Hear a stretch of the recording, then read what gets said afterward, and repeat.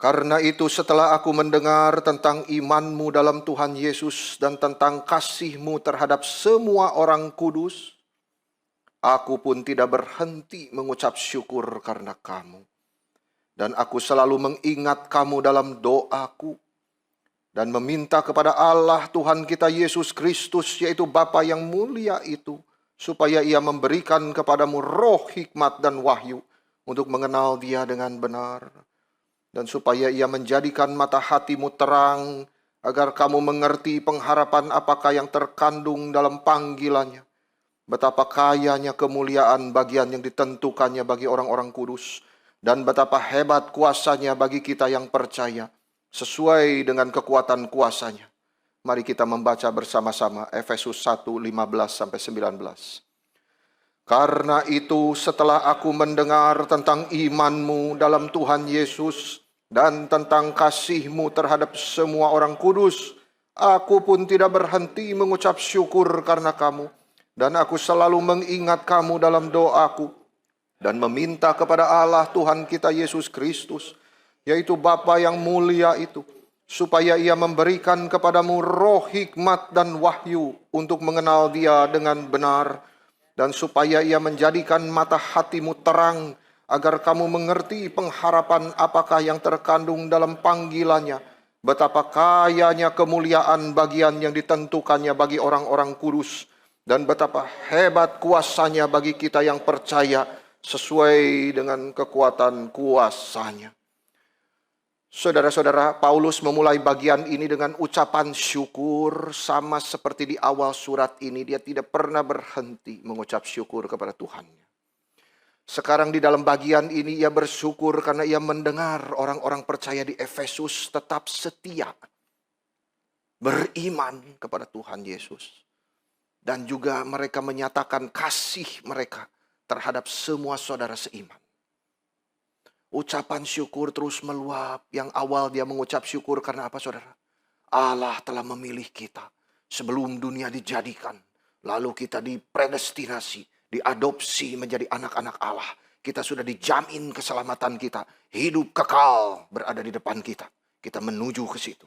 Fokus kepada Kristus. Sekarang dia bersyukur lagi karena dia dengar orang di Efesus. Dia tulis surat ini di penjara di Roma. Dia mendengar orang-orang itu di Efesus itu tetap setia, beriman kepada Tuhan.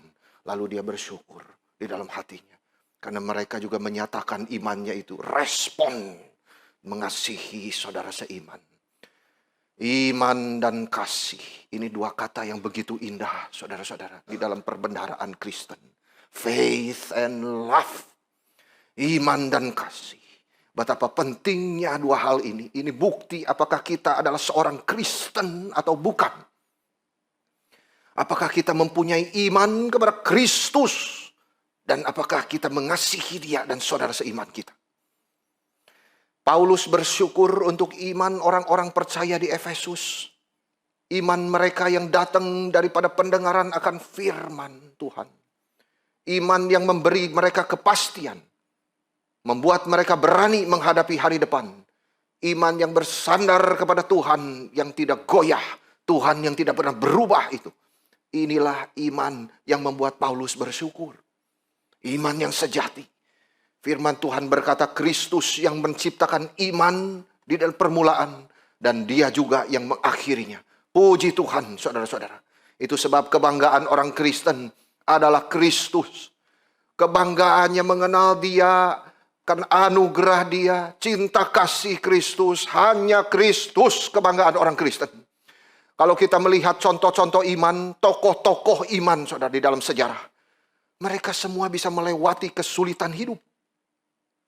Di dalam kebutuhan mereka. Di dalam kemiskinan mereka. Mereka bisa mendapatkan kecukupan. Ada mujizat dari Tuhan yang dinyatakan kepada orang-orang semacam ini. Mereka sadar satu hal, yaitu iman.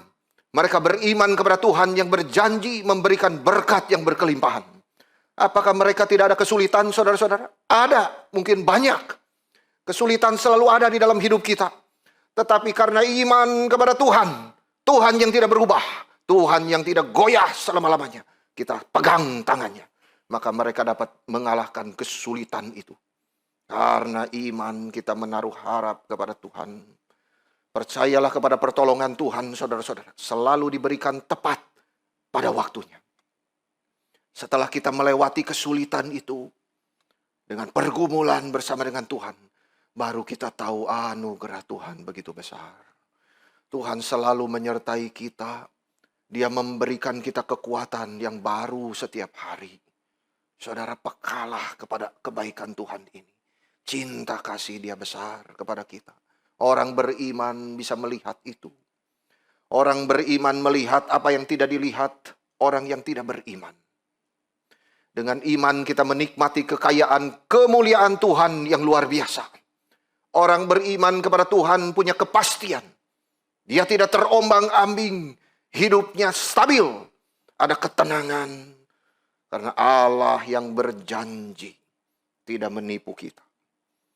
Ada hari depan untuk orang yang mempunyai iman di dalam Kristus Yesus. Dunia ini tidak ada apapun yang bisa kita pegang, saudara-saudara. Nothing at all. Mari kita pegang teguh kepada Tuhan. Paulus berkata, aku bersyukur akan imanmu dalam Tuhan Yesus. Dia tahu orang-orang percaya di Efesus memegang teguh Tuhan. Dia stabil hidupnya, dia tenang hidupnya. Dan tentang kasih-Mu terhadap semua orang kudus. Mereka menyatakan imannya dengan kasih kepada semua orang kudus. Orang-orang percaya di Efesus memiliki iman, tahu apa itu kasih. Paulus bicara tentang sifat kasih di dalam suratnya. Saudara bisa baca setelah ibadah ini. Kepada jemaatnya di Korintus, kasih itu sabar, kasih itu murah hati dan sebagainya. Terakhir, kasih tidak berkesudahan. Forever and ever. Love, kasih yang dari Allah itu. Kasih yang kita punya berasal dari Allah saja. Kasih yang ada karena Allah lebih dulu mengasihi kita. Dan Paulus bersyukur mereka hidup di dalam kasih, saling mengasihi satu dengan yang lain. Saudara, orang Kristen harus bisa mengasihi satu dengan yang lain, karena itulah bukti iman dia kepada Kristus Yesus yang sudah mengasihi dia lebih dulu. Ketika kita masih berdosa, Kristus mati untuk kita. Itu sebabnya kita didorong senantiasa mengasihi satu dengan yang lain. Karena Kristus sudah mengasihi kita lebih dulu. Selama kita selalu kritik orang lain kurang ini itu, saudara-saudara, kita tidak pernah belajar untuk mengasihi. Orang-orang percaya di Efesus hidup dalam kasih satu dengan yang lain. Kata kasih yang digunakan di sini itu agape, luar biasa, saudara-saudara. Kasih yang tidak menuntut orang, yang tidak kritik orang, tetapi menerima, sabar, toleran, besar, luas hatinya. Kasih seperti itu tidak berkesudahan. Kasih yang murni, itu kasih yang dipuji Paulus. Dia bersyukur kepada Tuhan, orang Efesus mempunyai kasih agape itu. Kasih yang penuh bijaksana, kasih yang rela korban, kasih yang mau mengasihi yang tidak layak dikasihi. Kasih yang mengasihi mereka yang membenci. Kasih seperti ini dari Allah sendiri karena iman kepada Kristus Yesus. Kasih yang diberikan oleh Roh Kudus. Kasih ini dimiliki orang-orang percaya di Efesus. Kita juga rindu senantiasa memiliki kasih seperti ini. Dan bukan saja dimiliki tetapi dipraktekkan, saudara. Satu dengan yang lain. Kasih seperti inilah yang dipuji oleh Paulus. Dan untuk itulah dia mengucap syukur kepada Allah. Kasih yang menerima dosa dan kelemahan, keterbatasan, keunikan masing-masing saudara-saudara kita. Kasih inilah yang diperintahkan oleh Yesus sendiri. Saya ambil satu contoh saudara-saudara di dalam Yohanes 13 ayat 34 sampai 35. Banyak sekali kitab suci bicara kasih, tetapi saya ambil ini satu. Aku memberikan perintah baru kepada kamu yang percaya kepadaku itu, yang beriman kepadaku itu. Yaitu supaya kamu saling mengasihi. Sama seperti aku telah mengasihi kamu, demikian pula kamu harus saling mengasihi. Dengan demikian, semua orang akan tahu bahwa kamu adalah murid-muridku. Orang yang beriman kepadaku itu. Yaitu jikalau kamu saling mengasihi. Kalau kamu murid-murid Tuhan, kamu harus hidup saling mengasihi. Mutlak, tidak ada tawar-menawar. Itu buktinya orang yang beriman kepada Tuhan. Mengasihi. Salah satu hal dalam kasih yang praktis adalah mengampuni. Karena Dia juga mengampuni kita, bukan? Darahnya yang kudus itu telah dialirkan bagi dosa-dosa kita. Kasih tidak menyimpan kesalahan orang lain, saudara-saudara. Sudahkah saudara mengampuni orang yang bersalah kepada saudara? Atau saudara terus menyimpan dendam kepada orang itu? Ampunilah saudara. Demi kasih Kristus yang sudah mengampunimu. Ampuni mereka yang bersalah kepadamu. Maka Tuhan hatinya diperkenan kepada saudara. Iman dan kasih adalah intisari hidup orang Kristen. Faith and love. Kita beriman kepada Kristus dan mengasihi sesama kita. Ini satu paket yang tidak bisa dipisahkan, saudara-saudara.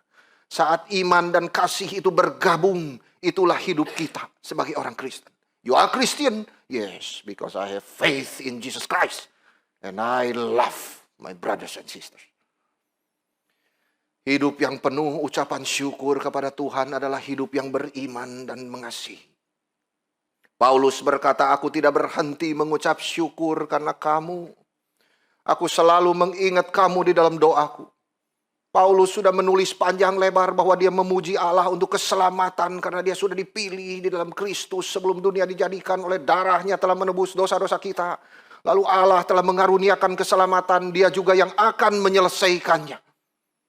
Allah Bapa memilih, Allah Anak menebus, Allah Roh Kudus melaksanakan keselamatan dalam hidup kita. Itu sudah kita bahas minggu-minggu lalu. Di sini Paulus menyambung, dia menuliskan, aku selalu mengingat kamu dalam doaku. Saya mengajak kita merenungkan dua hal tentang isi doa Paulus ini.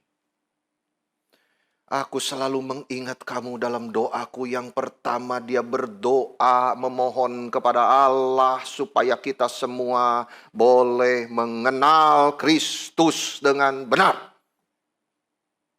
To know Christ. Ayat 17, aku selalu mengingat kamu dalam doaku kepada Allah Tuhan kita Yesus Kristus, yaitu Bapa yang mulia itu. Ini doa yang terus menerus artinya di dalam bahasa asli. Dia selalu mengingat mereka, berdoa. Supaya apa saudara? Supaya Allah memberikan kepadamu roh, hikmat dan wahyu untuk mengenal Dia dengan benar. Paulus rindu orang-orang percaya di Efesus mengenal Kristus dengan benar. Karena Paulus sadar bahwa tujuan manusia diciptakan adalah mengenal Tuhannya. Ini doa supaya Allah juga yang telah memberi anugerah keselamatan memberikan pengenalan akan Kristus kepada setiap orang percaya. Yang dari hari ke hari semakin dalam. Pengenalan akan Kristus ini adalah cara menggambarkan iman yang menyelamatkan. Kamu sudah beriman? Cek. Apa ukurannya? Measurementnya apa kamu orang beriman kepada Yesus? Kamu pasti haus terus. Ingin kenal siapa penyelamatku. Penebusku yang hidup. Juru selamatku yang mengasihiku itu. Who is He? Christ Jesus. Pengenalan akan Kristus ini cara, saudara, untuk meneliti, kasih tahu iman kita itu menyelamatkan atau tidak. Itu tandanya, saudara. Kita terus-menerus ingin mengenal Kristus lebih dalam. Yesus mengatakan di dalam doanya kepada para murid, dicatat di dalam Yohanes 17 ayat 3. Inilah hidup yang kekal itu, yaitu bahwa mereka mengenal Engkau satu-satunya Allah yang benar, dan mengenal Yesus Kristus yang telah Engkau utus. Barang siapa yang mengenal Kristus mempunyai hidup yang kekal. Mereka yang tidak kenal Yesus tidak mempunyai hidup yang kekal. Apa artinya mengenal Kristus di sini, saudara-saudara? Mengenal di sini lebih dari sekedar tahu banyak fakta-fakta tentang Yesus Kristus. Yesus begini, dilahirkan 2000 tahun yang lalu, dia mati di atas kayu salib. Kita bisa banyak tahu, saudara, tentang seseorang, tetapi tidak mengenal dia. Misalnya kita bisa tahu banyak tentang Bapak Presiden Jokowi. Tahu di mana dia sekolah, di mana dia dilahirkan. Kita tahu hobinya, saudara tahu sejarah hidupnya kronologis. Tetapi kita tidak kenal Pak Jokowi. Fakta-fakta itu, data-data yang kita kumpulkan memang membantu. Tetapi itu tidak cukup untuk mengenal seseorang. Mengenal Kristus itu melibatkan lebih dari sekedar kenal selewat saja. Kita tidak mengenal Pak Jokowi dan beliau juga tentu tidak mengenal kita. Untuk benar-benar mengenal seseorang harus ada saling mengenal, bertukar pengetahuan, bertukar cerita hidup, sharing, saling berbagi. Dan mengenal Kristus bahkan jauh melampaui ini saudara. Karena kata tahu, kenal, tahu yang digunakan di sini itu memiliki latar dari perjanjian lama. Saudara-saudara, yaitu kata yada. Yada. Tahu, I know him. Mengenal ini, ada keintiman yang dalam sekali. Yada. Itu di dalam Kejadian 4 ayat 1 menggunakan yada. Adam mengenal, Adam bersetubuh dengan istrinya. Yada. No, intimately. Privately, personal, pribadi. Itu mengenal Kristus. Seperti Adam bersetubuh. Dia mengenal Hawa istrinya. Adam yada Hawa. His wife. Dan dia mengandung dan melahirkan Kain. Itu yada yang dipakai. Sama saudara-saudara di dalam kerohanian. Kita mau mengenal Kristus, kita harus ada yada. Intim, personal. Saling dengan Kristus. Aku mau mengenalmu ya Tuhan yang sudah mengenalku terlebih dahulu. Aku mau sharing segala pergumulanku kepadamu. Aku percaya memegang teguh janjimu ya Tuhan. Nyatakan firmanmu. Bukalah hatiku itu. Di dalam konteks kerohanian saudara-saudara Yesus maksudkan ketika dia menggambarkan mereka yang memiliki hidup yang kekal. Itu memiliki relasi yang intim. Mereka mengenal Bapa dan mengenal Yesus Kristus yang telah engkau utus. Intim. Mengenal Kristus berarti memiliki satu relasi yang intim dengan Dia. Artinya kalau kita kenal Kristus itu secara pribadi, saudara. Saat awal kita menjadi Kristen, saudara mungkin ingat kapan saudara begitu digerakkan rajin baca kitab suci, rajin pergi PA, rajin berdoa kepada Tuhan, bahkan sampai berjam. Saudara-saudara, bagaimana saudara merasakan pengalaman dia membuka dirinya kepada saudara. Melalui proses hidup kita dibentuk oleh Tuhan. Kita sadar tangannya itu membentuk kita. Untuk kebaikan kita. Kita sedang diproses oleh Tuhan. Sejak saat dia mengenal kita. Dia mengetahui tentang kita saudara. Pribadi, personal itu.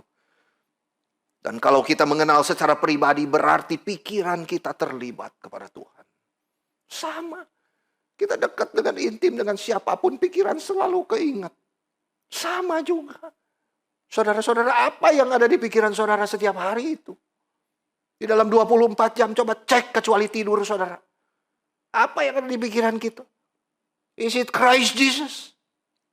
Or someone else? Or something else?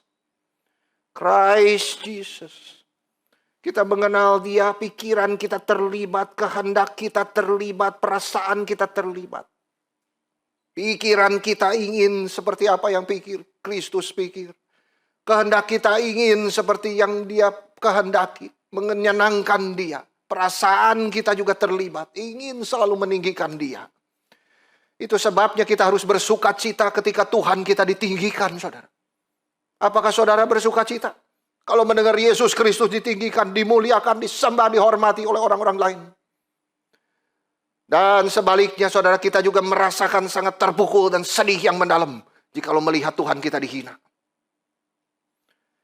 Sama juga kalau kita sudah mengecewakan Tuhan di dalam hidup kita, timbul rasa sedih yang mendalam. Itu mengenal Tuhan. Ada terlibat aspek afeksi, perasaan kita.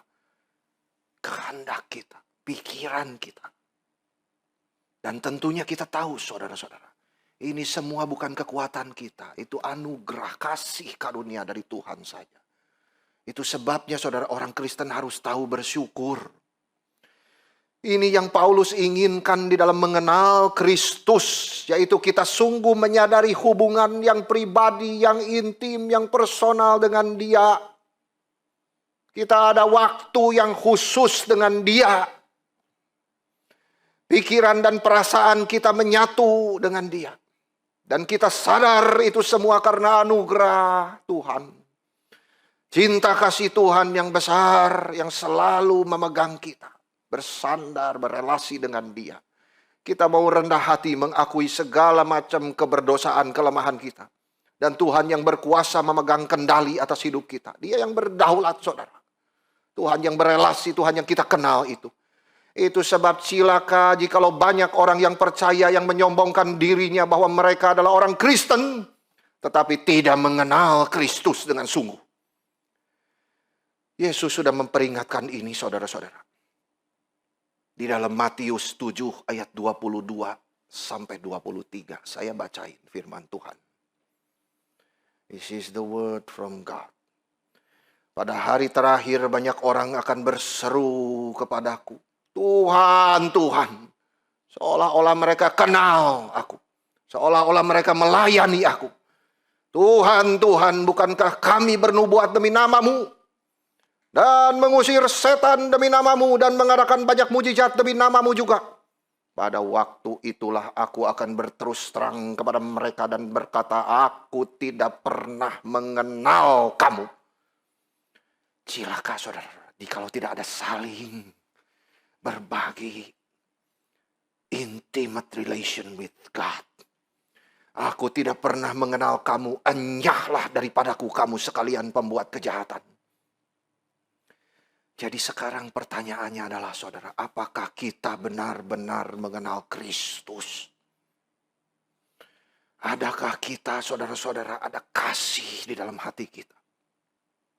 Yang tidak selalu menuntut orang, tapi menuntut diri kita untuk bisa berubah saudara. Mengampuni orang lain, kesalahan orang lain, introspeksi. Adakah waktu pribadi bersama dengan Tuhan?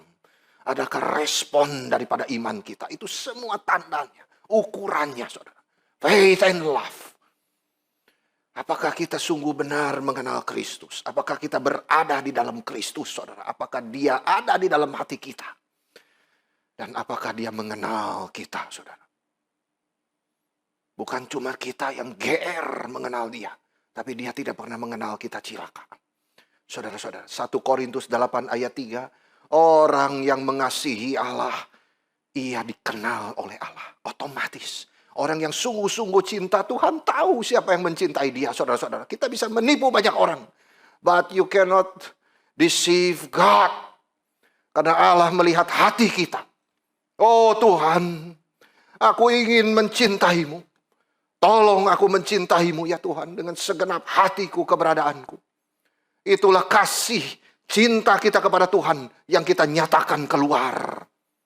Aspek personal itu saudara tidak pernah hilang. Aspek publik yang kelihatan itu saudara-saudara itu tidak ada gunanya jikalau aspek personal tidak ada. Saudara-saudara, kita bisa berdoa dengan kata-kata yang bagus untuk didengar orang, dipuji orang. Tetapi di kamar kita tidak berdoa seperti itu. How is it happen? Relation with God. Relasi kita dengan Tuhan, saudara. Orang yang mengasihi Allah, dia dikenal oleh Allah. Otomatis Allah tahu siapa yang mencintai dia. Apakah kita mencintai Allah? Dia tahu siapa yang mencintainya, saudara. Kita harus senantiasa haus akan kebenaran itu. Orang yang kenal Kristus pengen terus haus, kenal Tuhan lebih lagi, lebih baik lagi, saudara-saudara. Harus menggali firman, motivasinya ingin lebih kenal Yesus, ingin lebih hidup menyenangkan Dia. Fokus hidupnya itu, pikirannya, perasaannya, kehendaknya untuk Kristus Yesus. Orang-orang percaya di Efesus mengasihi Allah. Mereka sudah mengenal Kristus dan itu Paulus bersyukur. Tetapi di dalam bagian ini saudara Paulus berdoa lagi. Berdoa apa saudara? Supaya mereka mengenal Kristus lebih baik lagi. Lebih dalam lagi. Pengetahuan yang lebih sungguh, lebih mendalam, lebih penuh, totalitas. Bukan hanya sekedar lewat saja. Di dalam arti asal saya sudah hidup baik-baik sudah cukup. Asal saya sudah melayani sudah cukup. Asal saya sudah dibaptis tidak cukup. Itu tidak cukup. Paulus berdoa kamu harus kenal Kristus. Lebih baik dari hari ke hari. Lebih dalam kamu ada kemajuan. Yang Paulus doakan adalah pengenalan yang terus menerus lebih baik, lebih mendalam akan Kristus Yesus. Tetapi pengenalan yang menyeluruh itulah yang menjadi satu-satunya fokus hidup kita, saudara-saudara. Firman Tuhan di dalam Yeremia 9 ayat 23 sampai 24 itu yang saya senangi. Dengarlah firman Tuhan. Janganlah orang bijaksana bermegah karena kebijaksanaannya. Satu. Jangan orang kuat bermegah karena kekuatannya. Jangan orang kaya bermegah karena kekayaannya. Tapi siapa mau bermegah, baiklah ia bermegah karena yang berikut. Bahwa ia memahami dan mengenal aku. Yada, intim, relasi benar-benar saudara-saudara. Ia tidak mempedulikan kebijaksanaannya. Ia tidak mempedulikan kemegahannya, kekayaannya. I know that is grace from God. Itu sebab dia pakai semua bijaksana, semua kekuatan, semua kekayaannya untuk memuliakan Tuhan. Itu orang yang yada kepada Tuhan. Dia mengenal Tuhan. Saudara-saudara. Kebutuhan besar dari orang Kristen adalah mengenal Kristus. Lebih mendalam. Lebih baik lagi, suatu pengetahuan yang lebih intim, lebih mendalam, lebih lengkap tentang Kristus yang sudah mati, mengalirkan darahnya untuk menyelamatkan dia. Itu positif, itu baik adanya. Optimis, selalu harapan. Saudara-saudara, I know. Who are you, Christ Jesus? Who died for me? Paulus di dalam Filipi 3 ayat 10, saudara-saudara. Satu-satunya kunci kehidupan yaitu mengenal Kristus. Itulah yang Paulus inginkan. Hidupku adalah Kristus. Mengenal Kristus. Kita harus membaca kitab suci dengan satu tujuan untuk makin mengenal Dia. Bukan untuk mencari pengetahuan demi menumpuk pengetahuan itu sendiri di dalam otak kita, menjadikan kita sombong dan kepala kita besar. Dan menganggap diri lebih tinggi daripada saudara seiman yang lain. No, itu salah besar saudara-saudara. Kita harus belajar firman seperti Daud. Saudara-saudara pulang ke rumah baca Mazmur 119. Itu Mazmur yang indah sekali saudara-saudara. Daud mempelajari ketetapan Tuhan, perintah Tuhan, firman Tuhan itu. Dia ingin Tuhan membuka mata dia. Supaya jangan selewat-selewat begitu saja. No Tuhan, I want to see your miracle. Aku ingin Engkau membukakan mataku supaya aku melihat keajaiban-keajaiban dari firman-Mu. Aku ingin Engkau membuatku mengerti. Supaya aku tahu dan menjalankan peringatan-Mu itu. Saudara, kita semua ingin meniru Daud. Seorang yang hatinya begitu dikenan oleh Tuhan. Karena dia begitu intim dengan Tuhannya itu. Daud ada kegagalan. Daud ada dosa, saudara-saudara. Tetapi dia begitu intim relasinya. Dia kenal Tuhannya dan Tuhan mengenal hatinya. Luar biasa saudara. Bikin aku membuka mata. Supaya aku boleh melihat ajaibnya firman-Mu ya Tuhan. Supaya aku tahu bagaimana menjalankan firman-Mu. Daud ingin sungguh mengenal Tuhan supaya dia bisa menikmati Tuhan dan hidup di dalam dunia sesuai dengan kebenaran Tuhan. Ini pengetahuan yang bukan bersifat hanya teoritikal, saudara-saudara. Teoritis, tetapi ini praktis. Pengetahuan yang melakukan apa yang dia ngerti. Pengetahuan itu hanya menjadi sarana saja, saudara-saudara. Itu hanya sarana. Pengetahuan kita, otak kita, intelektual kita mengetahui itu menjadi sarana untuk kita boleh lebih mencintai Tuhan. Lebih takut akan Tuhan. Lebih menghormati Tuhan. Menjalankan perintah Tuhan. Itu tujuannya.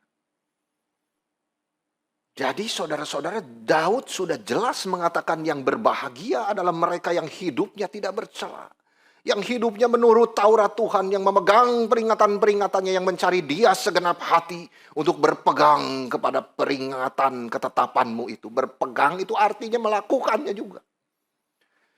Dia tertarik mempelajari firman itu bukan untuk tujuannya di dalam dirinya sendiri.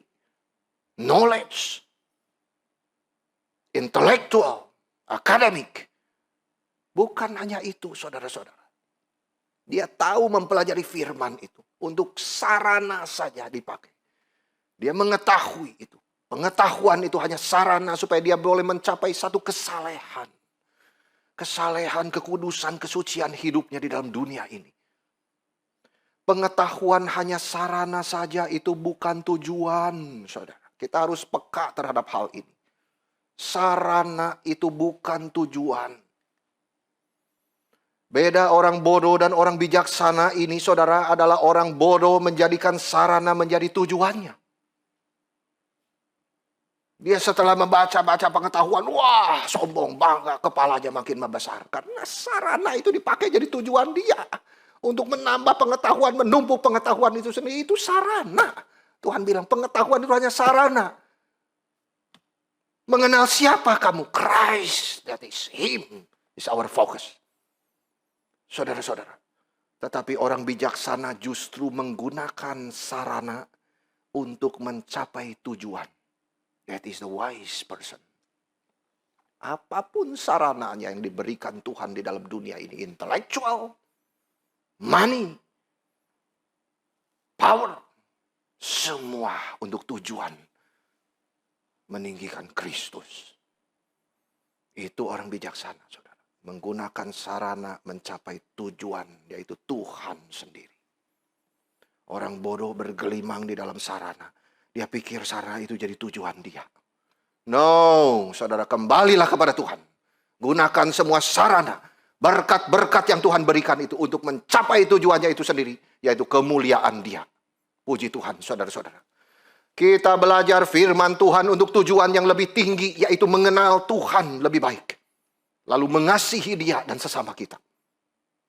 Kita harus mendengar Tuhan, firman Tuhan setiap hari, datang dengan sikap hati seperti ini.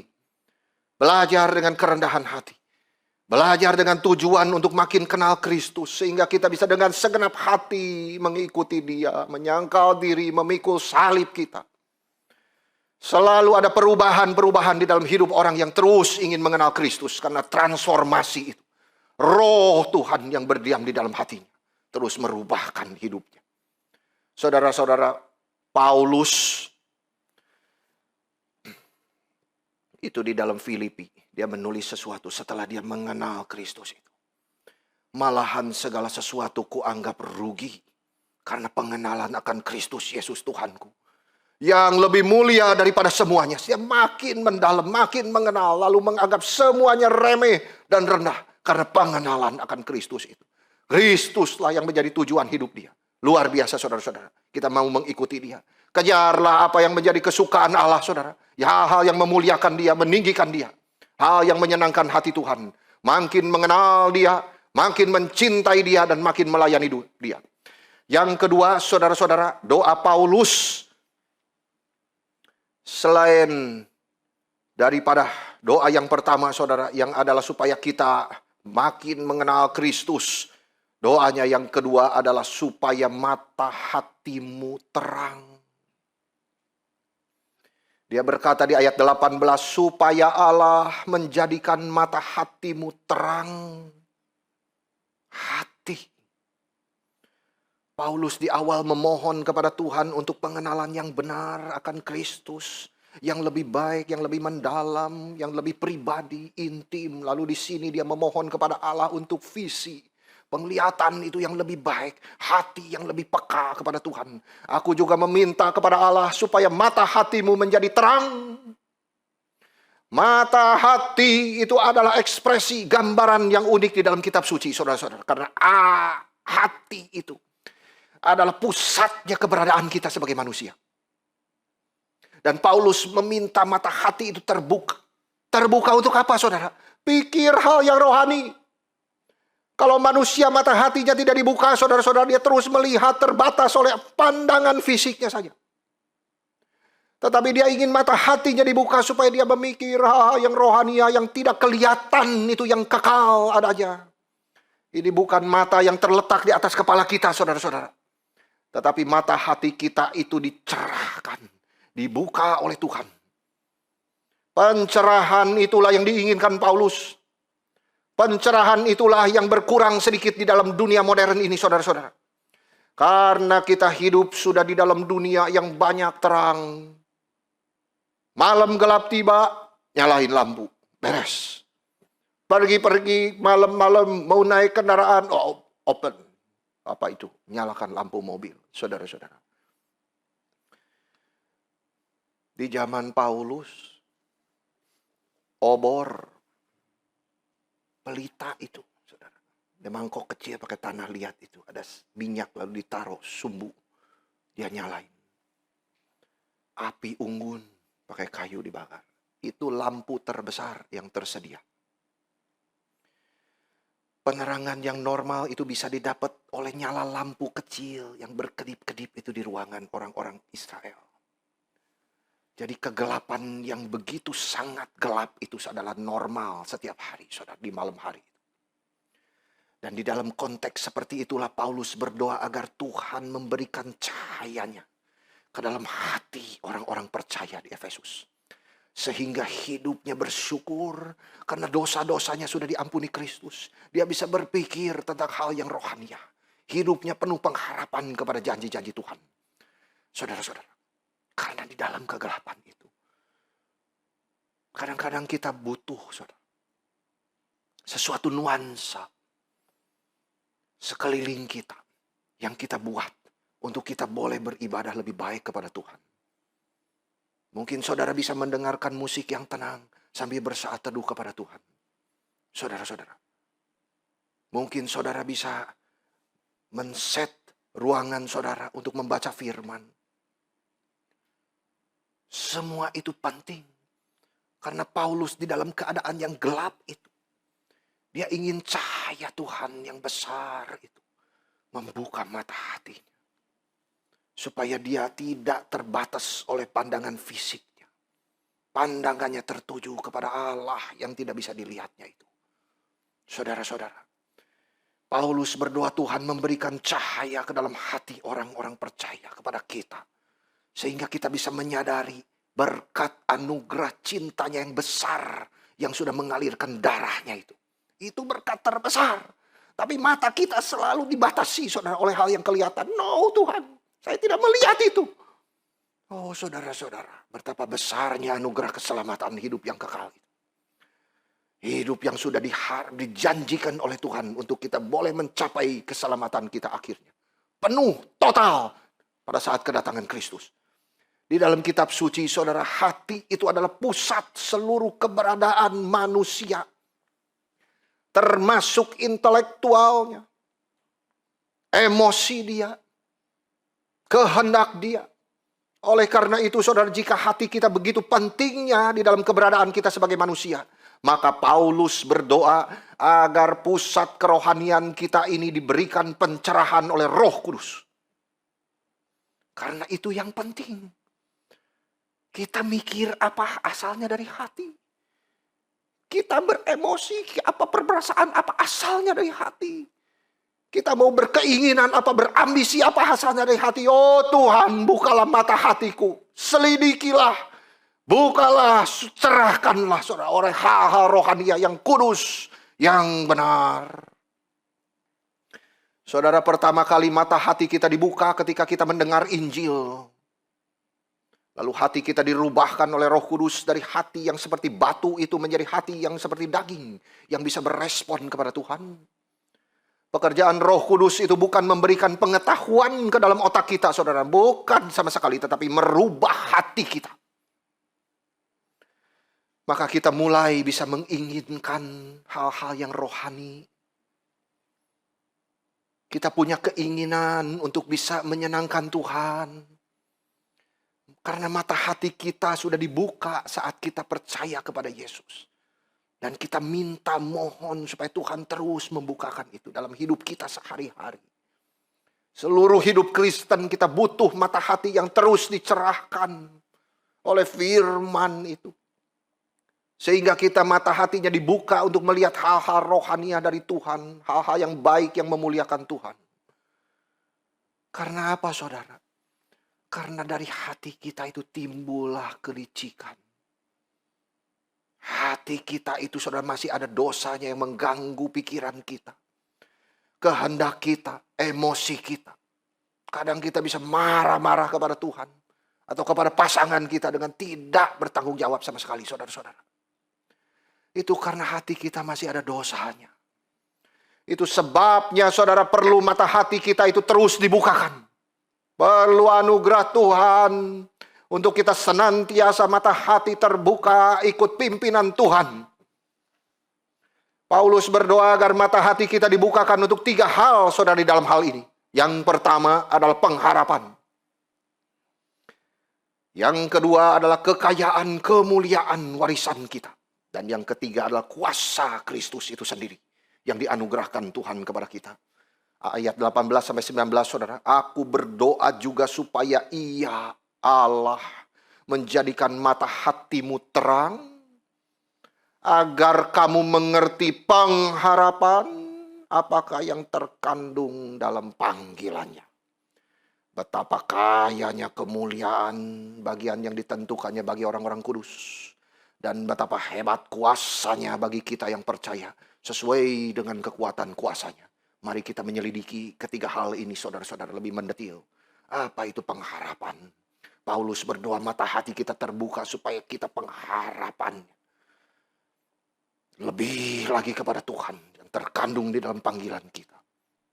Apa artinya pengharapan saudara?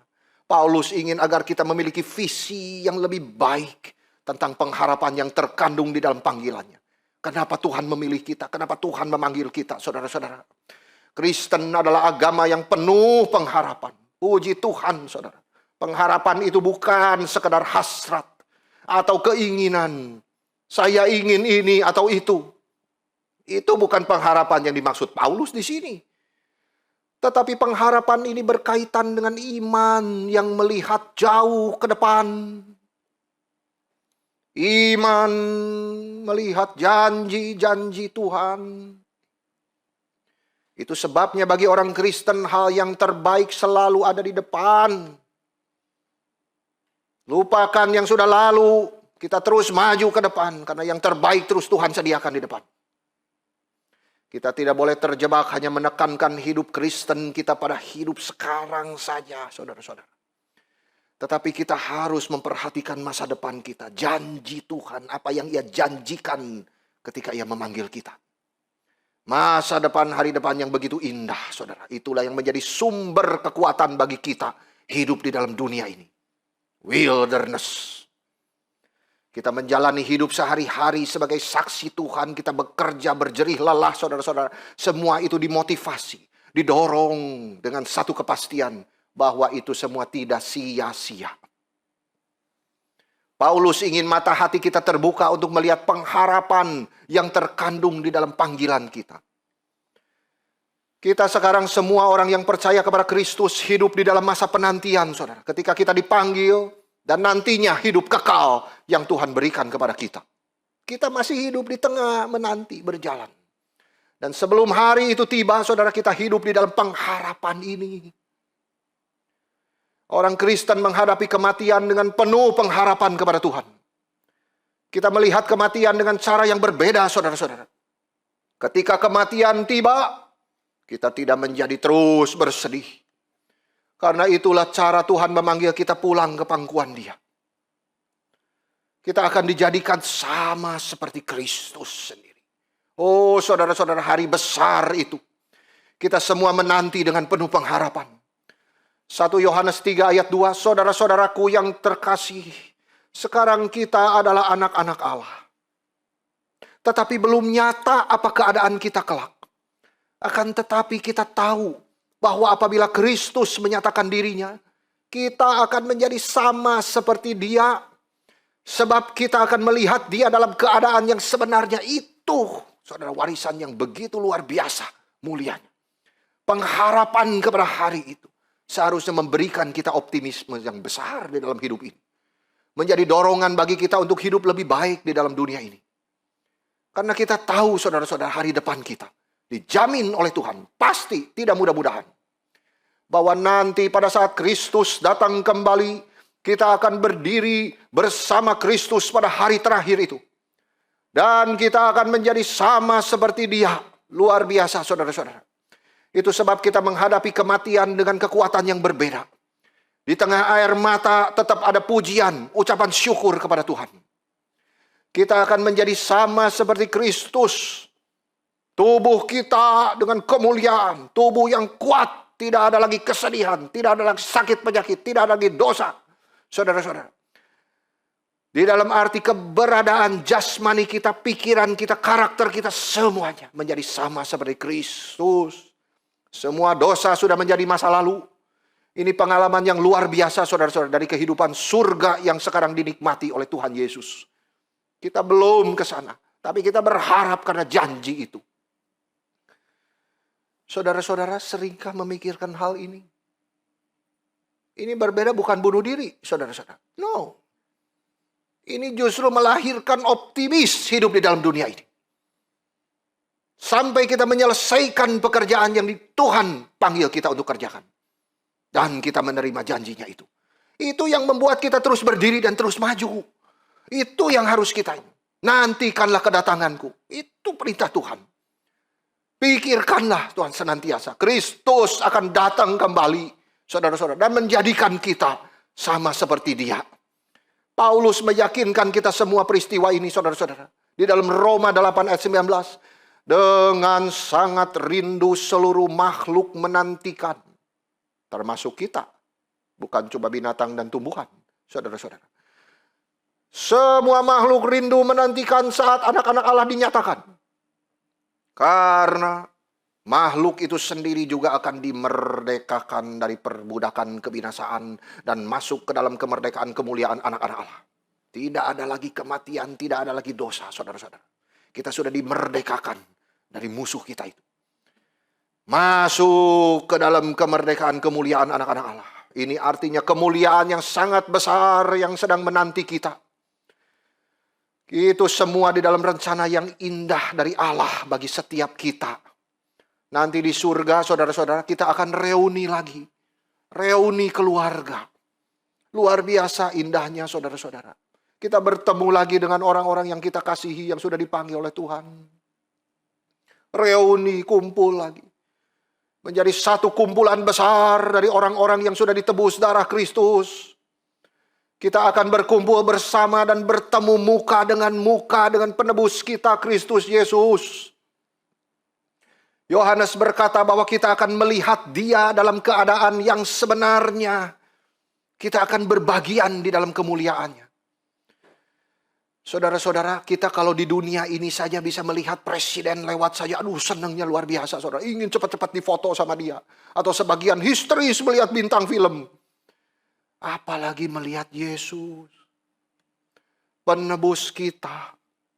Juru selamat kita yang hidup. Kita bertemu dan melihat muka dengan muka. Itu kebahagiaan yang tidak bisa dilukiskan di dalam dunia ini, saudara.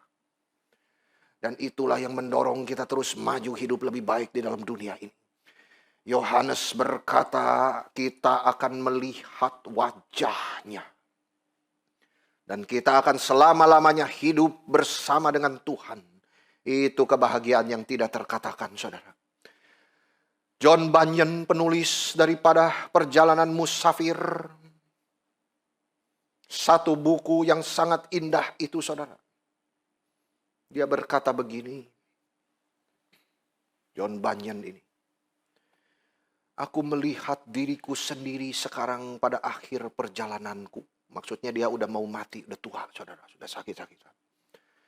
Hari-hariku yang penuh penderitaan sudah berakhir. Saudara belajar ya dari tokoh-tokoh iman ini. Dia tidak ada pengeluhan marah-marah sama Tuhan, itu tidak ada. Nothing. Karena dia sudah mempersiapkan dirinya berjalan terus dengan iman dan pengharapan kepada Tuhan. Aku melihat diriku sendiri pada hari-hari akhir perjalananku ini. Hari-hari yang penuh penderitaan sudah berakhir. Pada saat aku berdiri di tengah air sungai Yordan, bagaimana jadinya aku. Dan tentang satu sikap dan keadaan yang menungguku di seberang. Itu seperti arang yang membara di hatiku. Dia ingin cepat. Aku sebelumnya hidup dengan mendengar, berbicara, dan iman. Tetapi sekarang aku pergi, di mana aku akan tinggal di dalam penglihatan. Mataku sendiri akan melihat. Dan bersama-sama dengan Dia penebus dan juru selamatku yang hidup. Dan keberadaan Kristus itu membuat aku bahagia. Semua tokoh iman itu begini, saudara, tulisannya. Ini hanya salah satu yang saya kutip. John Bunyan. Hal yang membuat bahagia itu, saudara, pengharapan dia ke depan itu. Hal yang membuat surga menjadi surga itu kehadiran Yesus Kristus. Kesulitan di dunia pasti ada, saudara. Tetapi saat Kristus hadir, kita berelasi dekat dengan Dia. Kita kuat menghadapi itu. Amin, saudara. Itu karena Kristus. Kita punya pengharapan, saudara. Apalagi sudah bertemu dengan Dia nanti di depan. Hidup bersama dengan Tuhan, mengenal Dia, mengasihi Dia, dikasihi juga oleh Bapa dan Kristus. Oh, saudara-saudara. Dan bersama-sama dengan keluarga Allah lainnya. Itu adalah inti daripada seluruh pengharapan Kristen. Apakah saudara punya pengharapan semacam ini? Pengharapan yang setelah melewati lembah kekelaman itu, Tuhan sudah menyedia hidangan. Kita akan diam di rumah Tuhan selama-lamanya. Anugerah Tuhan itu cukup bagi kita, saudara. Betapa sulitnya hidup, betapa miskinnya kita. Biarlah Tuhan tetap menjadi pengharapan kita. Kita tetap bersukacita di dalam pengharapan. Anugerah Tuhan yang mendorong kita terus maju menuju pengharapan yang pasti, hidup kekal itu. Kematian tidak lagi menakutkan bagi kita, saudara. Karena pengharapan dari Tuhan terus memberi kekuatan bagi kita. Hidup berkemenangan di dalam dunia ini. Paulus berkata betapa kayanya kemuliaan bagian yang ditentukan bagi kita. Itu doanya yang kedua. Bukan saja pengharapan di dalam panggilan kita, saudara, kepada Kristus. Kepada surga hidup yang kekal itu menanti. Pertemuan kita dengan Kristus, tetapi juga betapa kayanya kemuliaan itu. Paulus berdoa supaya mata hati kita terbuka. Supaya melihat kekayaan kemuliaan itu. Apa itu, saudara? Paulus berdoa mata hati kita terbuka kekayaan warisannya yang mulia kepada orang-orang kudus. Apa yang Paulus ingin kita lihat adalah bahwa kita adalah kekayaan Tuhan. Mana kekayaan Tuhan itu? Kita, saudara. Kita adalah milik Allah yang sudah dibeli oleh darahnya yang mahal itu. Paulus berdoa di sini agar kita menghargai nilai yang sudah Tuhan berikan itu. Yang sudah Allah tempatkan di dalam diri kita. Tahukah kamu nilainya dirimu? Itu adalah darahnya Kristus yang sudah diberikan untuk menebus dosa-dosamu itu. Paulus berdoa ingin kita peka menghargai nilai diri kita yang sudah Allah berikan. Tuhan mempunyai rencana bagi kita mencapai tujuan kekalnya itu. Di dalam hidup kita di dunia ini, saudara, kita tidak terus mengembara tanpa tujuannya. Tetapi kita jelas sasaran kita, bahwa Kristus akan datang kembali dan membawa kita hidup bersama dengan Dia. Itu sebab kita hidup di dalam dunia ini yang sementara ini harus sesuai dengan panggilan yang agung dari Tuhan. Paulus berkata kita akan melihat Tuhan dan menyembah Dia. Dan kita akan diubah menjadi sama seperti Dia. Kita akan menikmati persekutuan yang sempurna, tidak ada dosa lagi. Kita akan berkumpul dalam kumpulan yang begitu besar, yang tidak terhitung banyaknya. Dari semua suku, bangsa, bahasa, bersama-sama berdiri di hadapan tahta anak domba itu. Dan kita akan berbagian dalam kemuliaan itu. Itulah nilai kita. Itu tujuan Allah memilih dan memanggil kita. Bayangkan, saudara, Tuhan yang memiliki surga dan seluruh alam semesta itu. Tapi kita yang adalah hanya debu saja. Adalah harta Dia. Betapa berharganya, saudara. Hidup kita yang sudah ditebus oleh Kristus. Berarti kita yang sudah ditebus oleh darah Kristus itu lebih berharga daripada seluruh alam semesta ini. Tuhan tidak pernah mati untuk alam semesta ini, saudara. Ciptaannya yang lain, siapapun itu, bahkan malaikat yang jatuh ke dalam dosa. Tetapi kita siapa kita ini? Debu saja yang dia angkat kepada kemuliaan yang besar itu. Paulus berdoa agar kita melihat ini dengan mata hati kita. Perhatian kita menuju terhadap warisan yang akan datang itu. Memberikan kita kekuatan hidup berbeda di dunia ini, saudara. Kita tahu kita akan jadi apa nantinya. Kita terus maju. Karena itu hidup kita berbeda dengan dunia ini. Yang ketiga, terakhir, saudara, Paulus berdoa supaya mata hati dibukakan. Supaya kita melihat betapa hebat kuasanya bagi kita yang percaya. Sesuai dengan kekuatan kuasanya. Di sini Paulus berusaha mengungkapkan sebaik mungkin kuasa Kristus yang tinggi itu. Tetapi bahasa dia tidak cukup, saudara. Bahasa manusia itu terbatas. Betapa hebat kuasanya itu. Kuasa yang membangkitkan Kristus dari kematian itu. Apalagi yang kita takutkan itu, saudara. Kuasanya begitu besar itu. Bahkan kematian pun tidak bisa menahan. Itu Paulus berusaha mengungkapkan, saudara, kuasa itu. Sampai dia kehabisan bahasa. Untuk menggambarkan kuasa kebangkitan itu. Paulus ingin kita ngerti bahwa kuasa yang telah membangkitkan Yesus dari kematian. Kuasa itu juga berkuasa memelihara hidup kita hari ini. Sekarang ini sampai pada kedatangannya kembali. Kita hidup di antara panggilan Tuhan di masa lampau dan menuju kepada kekayaan warisan kita yang masih di hari depan. Dan pertanyaannya adalah bagaimana kita harus hidup sebagai anak-anak Tuhan di dalam dunia ini. Kita butuh kuasa Tuhan, saudara-saudara. Paulus ingin kita mengenal Tuhan dan kuasa kebangkitan Kristus itu bukan saja secara pengetahuan. Tetapi bagaimana kuasa itu bekerja di dalam hidup kita sehari-hari. Bagaimana kita mengalami kuasa itu, saudara? Jika kita ingin hidup di dalam kuasa kebangkitan Kristus, kita harus mengenal Dia lebih dan lebih setiap hari. Itu yang pertama-tama didoakan oleh Paulus. Dan jika kita ingin mengenal Tuhan, kita harus meluangkan waktu bersama dengan Dia. Kita tidak mungkin bisa kenal Tuhan lebih dan lebih, saudara, kalau tidak ada waktu dengan Dia. Kita ada waktu, kita menghabiskan waktu kita bersama dengan Tuhan di dalam pelajaran Alkitab yang kita baca, di dalam doa kita, di dalam meditasi kita bersama dengan Tuhan. Kita tidak bisa mengenal seseorang tanpa menghabiskan waktu bersama dengan Dia.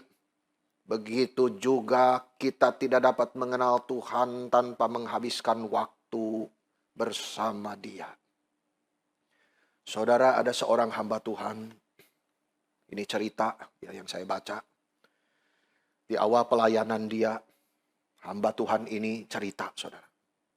Dia masih muda waktu itu. Ketemu orang yang jauh lebih senior, lebih tua daripada dia. Yang sangat-sangat saleh hidupnya. Dekat dengan Tuhan, saudara. Dan dia ketemu orang itu sakit TBC. Sudah berat sekali, saudara. Waktu dia mengunjungi, suara dia. Saudara tidak bisa keluar suara. Ya saudara, berbisik-bisik seperti ini. Saudara, bagaimana harunya. Saudara pernah berbicara dengan orang sakit keras seperti itu? Saya pernah. Ditelepon. Mendoakan dia. Saya kuat, saya mendoakan dia. Sesudah saya menutup telepon, saya nangis. Saya berdoa, Tuhan angkat penderitaan itu. Suaranya seperti ini. Paru-parunya sudah hampir hancur. Dia berkata, anak muda, kamu mau kasih tahu saya tentang Kristus, bukan? Iya, benar. Oke. Silakan dulu. Mari kita bicara tentang firman Tuhan. Lalu dia ambil Alkitabnya, saudara. Dan dia buka dengan seluruh kekuatannya. Dia jelaskan satu demi satu ayat-ayat yang pernah menyentuh hidup dia. Sampai kekuatannya hampir habis, saudara. Dia mengajarkan pendeta itu bagaimana kebenaran yang sama sekali belum pernah dilihat dia, saudara. Dia kagum luar biasa. Orang terbaring sakit hampir mati bisa menjelaskan ayat-ayat firman Tuhan begitu luar biasa, begitu indahnya. Saudara-saudara, air mata mulai mengilang di dalam hamba Tuhan itu.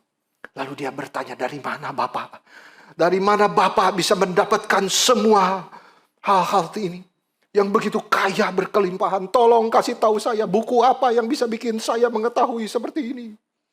Apakah Bapak mendapatkan di dalam sekolah teologi atau di universitas? Orang tua itu menjawab begini, saudara. Anak muda yang kukasihi, saya mempelajari hal-hal ini dengan lutut saya.